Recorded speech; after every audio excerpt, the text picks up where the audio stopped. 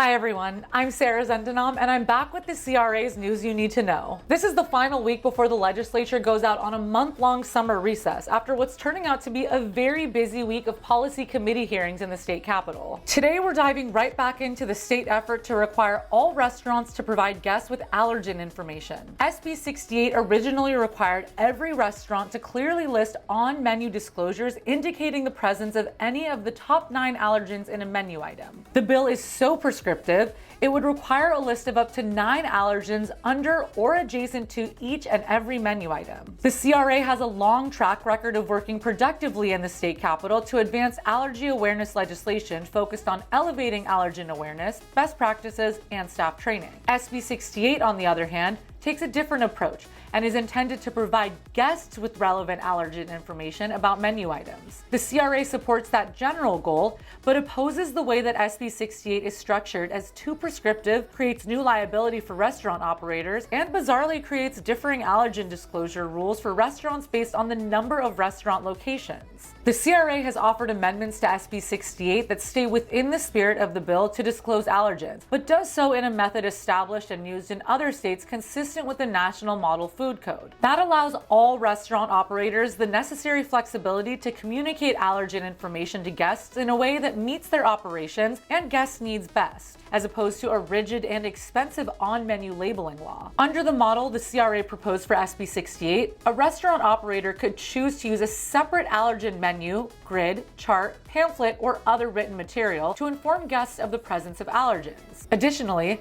the CRA has requested some language regarding unreasonable liability, which is actually in line with what was added to the state's nutritional menu labeling law signed into law back in 2008. That law specifically provided that enforcement was limited to the state enforcement agency responsible for food code enforcement. That was our preferred solution here too. The CRA proposed a solution consistent with the Model Food Code, which will get timely information to consumers in a way that provides restaurants flexibility to help them address the significant cost burdens created by this bill. Unfortunately, SB 68 continues to miss the mark. The CRA remains opposed unless amended, as long as SB 68 fails to protect restaurant operators acting in good faith and rejects the National Model Food Code framework for informing guests of the presence of allergens. That's it for today. Thanks for watching. I'm Sara, and that's the news you need to know.